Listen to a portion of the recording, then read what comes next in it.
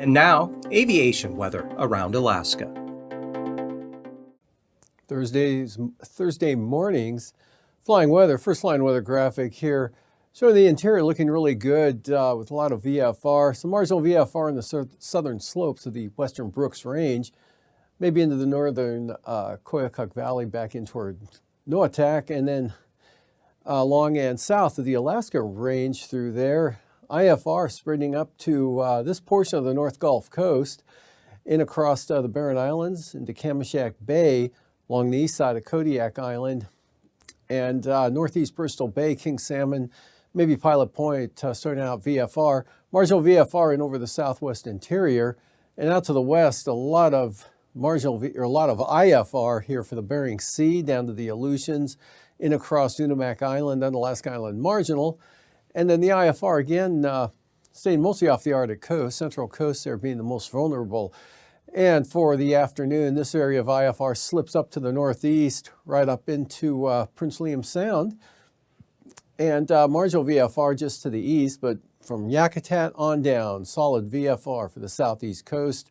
Copper River Basin, mostly VFR, as well as the interior, all the way up to almost Arctic coast. And then IFR, Kenai Peninsula, Cook Inlet, Manaska-Susitna Valley, Bristol Bay, Kodiak Island. Not much change out west. A lot of IFR covering the Bering Sea. Again, down toward Unamak Island, up to Nunavak Island. Of course, covering the Pribilofs and through the Bering Strait. And then Friday morning, IFR, marginal VFR redevelops here along and mostly south of the western and central Brooks Range area. Along the Yukon, Kuskokwim rivers, good VFR into the Tanana Valley as well as 40-mile country down into eastern Copper River Basin. Marginal VFR a little more widespread here over south central Alaska. IFR mostly southern Prince William Sound and just about all off the coast here into the Gulf. Kodiak marginal VFR and IFR right along the central and western Arctic coast, but VFR here along the eastern Beaufort Sea coastline. And then marginal VFR up right along the southeast coast there, that due to low clouds and maybe some fog. But for the afternoon, that pretty much holds in place. IFR now showing up just off the southeast coast here. And marginal VFR improving somewhat in the afternoon, but holding over areas of the North Gulf Coast, Prince William Sound, Kenai Peninsula. Breaking out to VFR, that's a forecast anyway for western Kenai Peninsula, Cook Inlet, down to about Fognak Island. Interior looking good. A lot of VFR over interior Alaska. Marginal VFR hanging on, but improving from the morning hours, as you can see here, to the afternoon, but still along and south of the western Brooks Range. IFR mostly remaining in place here over the Bering Sea, and now covering just about all the Aleutians up to the western Alaska Peninsula. So moving on to passes, Anaktuvik and Adigan. Brooks Range looking good for the at least central and eastern Brooks Range through the passes there, VFR. Lake Clark and Merrill, look for occasional marginal VFR throughout the entire day on Thursday and Thursday night. Rainy, marginal VFR at times as well. Windy, possible marginal VFR.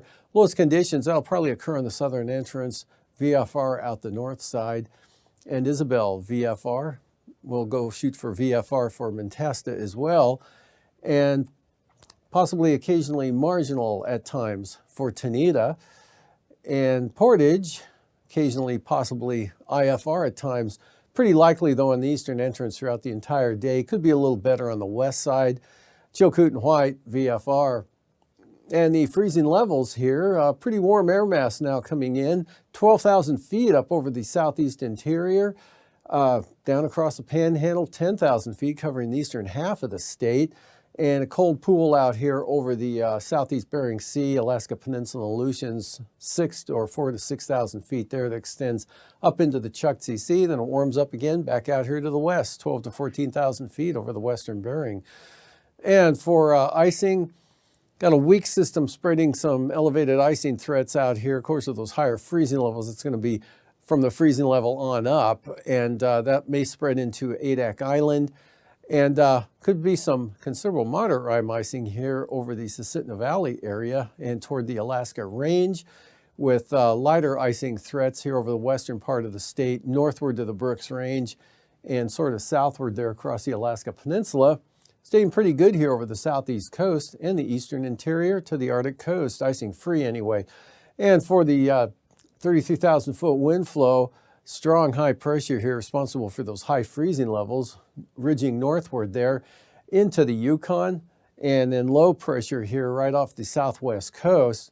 So good south to north flow here at about 110 knots, turning more southwesterly up toward the north slope and Arctic coast, and then north 105 knots coming down across the eastern Aleutians there and lighter out to the west. 9,000 feet, southerly winds 40 to 55 knots coming up and over this big ridge of high pressure over the southeast interior and the Panhandle. And 3,000 feet, about the same pattern, but much lighter on the winds here, south to north here. 15 to maybe 25, possibly 30 knots in areas from the Alaska Peninsula up toward the Brooks Range. Bering Sea pretty light, 40 knot winds though for the west central Aleutians, and most of the stronger winds will be along and off the southeast coast, just clipping the southern coast there. So turbulence wise, look for some isolated moderate turbulence, especially for smaller aircraft from Port Alexander down across Prince of Wales Island, and also for Kodiak Island up into northeast Bristol Bay and Turnagain Arm area as well.